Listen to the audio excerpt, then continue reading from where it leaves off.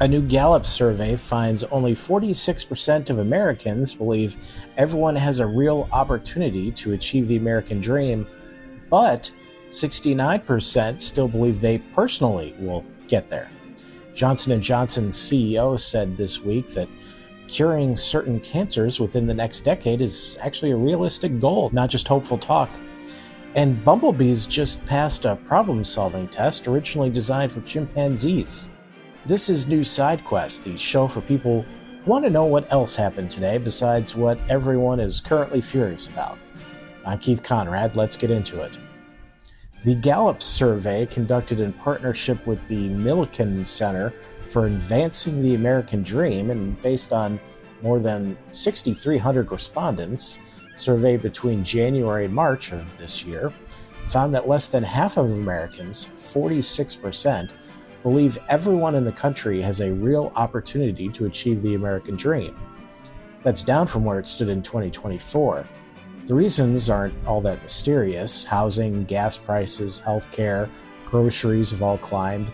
Tariffs and geopolitical conflict have pushed up the price of basics, and more Americans report feeling financially worse off and more uncertain about their jobs than they have in years.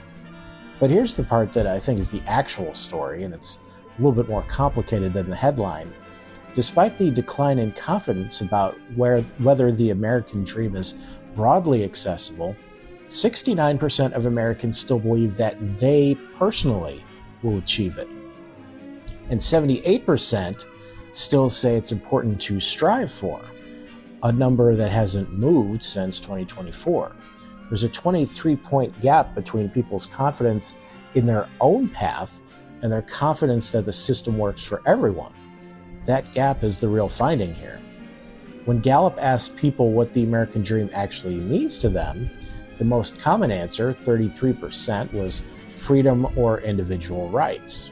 The second most common, at 28%, was financial security or home ownership. A separate AP poll found that only a third of Americans now believe the core promise that if you work hard, you'll get ahead still holds true. Half say it used to be true, but isn't anymore.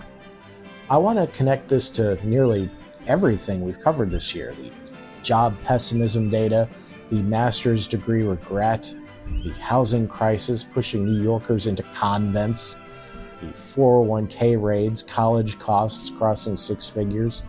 Every one of these stories is a specific instance of the same broader erosion this Gallup poll is measuring in the aggregate. What's notable is that despite all of it, people haven't given up on the idea. They've just stopped believing it applies equally to everyone. So what do you think needs to change? I'll compile a list and send it to someone important. That ought to do it. Thanks very much, Ray. At the Wall Street Journal Leadership Institute CEO Summit in London last week, Johnson & Johnson's CEO Joaquin Duato said the company's 10-year goal is to try to eliminate cancer. Seems like a good goal. He was careful to frame this precisely. He said, quote, "That's a high goal, and we are already making significant progress in certain cancers." He used multiple myeloma, which killed my mother-in-law, as his example, a blood cancer where life expectancy used to be measured in single years and is now around 10 years with current treatments. The specific detail that stood out to me, Duato described patients who had already been moved to hospice, meaning doctors have run out of other options, who are now more than 5 years into remission following a single treatment administration using therapies that harness the patient's own immune system to attack the cancer. Quote, "When patients see that, they cannot believe it," he said, because they have been coming to the hospital every week for a decade, having multiple therapies. Duato's actual prediction has two parts, and the second part is just as important as the first. He said, quote, "It's realistic to believe that we are going to cure certain cancers and some others we're going to turn into chronic diseases.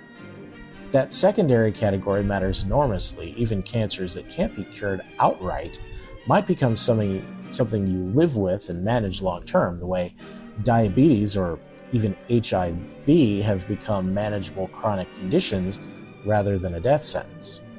I want to connect this to the season we've had recently, the colon cancer education gap, the sleep deprivation and cancer link, the 55,000 missed pandemic diagnoses, the findings on Gen X and elder millennial mortality.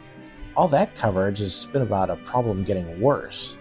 This is one of the only data points all year suggesting the underlying medicine is getting dramatically better on a timeline that's actually within reach. Has cancer touched your life in a way that makes news like this land differently for you than it might for someone without that experience? It has minimal side effects, only nausea, impotence, and anal leakage. Getting 2 out of 3 from the conversation. A century ago, German psychologist Wolfgang Kohler ran a famous experiment. He hung a banana out of reach of a chimpanzee and left a pile of boxes nearby.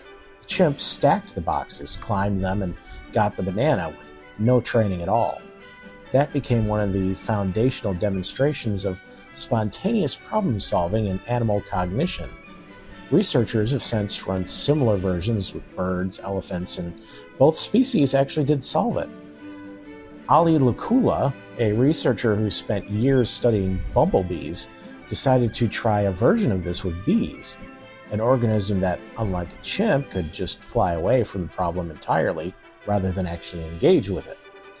He first trained bees to associate a small blue dot with a sweet reward, so they'd reliably search for blue.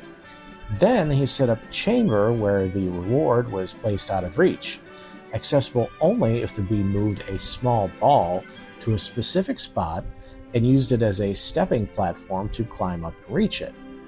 The bees had never seen this setup before. There was no training for the actual task, only for recognizing that blue meant reward. According to the scientist, quote, "Bumblebees, they love rolling balls. Some of them needed more time and made more errors, but they continued. Eventually, almost 3/4 of the bees successfully moved the ball into position, climbed on top of it, and reached the otherwise unreachable treat." The scientist is careful about over-claiming. He notes it's possible the bees didn't fully understand the task in a human sense, and that there are alternative explanations for what might look like insight. But he's also been steadily revising his estimate of what bumblebees are capable for over 12 years now. He says, quote, "When I started, the cognitive limit was somewhat low, and now it's much higher." Bumblebees also appear to learn socially from each other and understand the role of a partner in cooperative tasks, territory long assumed to belong only to animals with backbones. We keep finding out animals and insects are smarter than we thought. We're going to have to accept that they're judging us constantly. That judgment is probably justified at this point, given how consistently we keep underestimating them, if nothing else. What's an animal you've personally underestimated, and what changed your mind about it? Bees! Bees! Bees in the car! Bees everywhere! God, they're huge! They're ripping my flesh off! Save yourself! Don't be the hero! They're huge and they sting crazy! Save yourself! Your firearms are useless against them! Episode 9 of the Titanic series on side quests covers the rescue, the Carpathia racing through the night, the Californian sitting close enough to help and not responding. If you've been meaning to catch up, this is a great weekend to do it before the last episode drops. Free condensed version for everyone, extended cut for paid subscribers. Find side quests wherever you get your podcasts or visit newssidequest.com. I'll never let go. I promise. Jonathan the tortoise, the world's oldest living land animal at 194, has officially been named a Guinness World Records icon. Andrew Jackson was president when Jonathan was born. The guy's got some stories to tell. We can't bust heads like we used to, but we have our ways. You got it. One trick is to tell them stories that don't go anywhere. Like the time I caught the ferry over to Shelbyville. I needed a new heel for my shoe. So I decided to go to Morganville, which is what they call Shelbyville in those days. So I tied an onion to my belt, which was the style at the time. Now, to take the ferry cost a nickel, and in those days, nickels had pictures of bumblebees on them. Give me 5 P's for a quarter, you'd say. Now, where were we? Oh, yeah. The important thing was that I had an onion on my belt, which was the style at the time. They didn't have white onions because of the war. The only thing you could get was those big yellow ones. According to a new study, neutral words are easier for the brain to hear than negative ones. Scientists suspect the brain may filter out negative audio to avoid disrupting an ongoing task, though the exact mechanism remains unproven. What's your favorite way to break bad news in a way that doesn't sound so bad? Your neutralness. It's a beige alert. If I don't survive, tell my wife hello.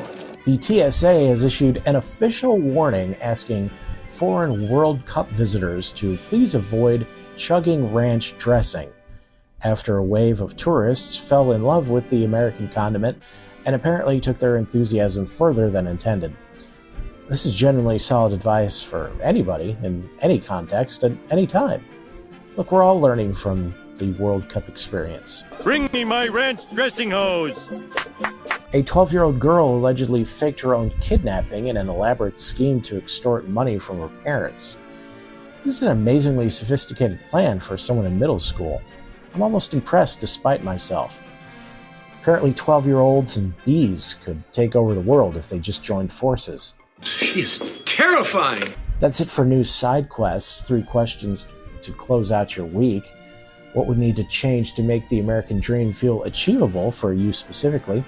Whether cancer has touched your life in a way that makes today's news land a little differently, and the animal you've personally underestimated and what changed your mind. Email me at newssidequest@gmail.com or hit me up in the Substack comments. Have a great weekend. See you on Monday.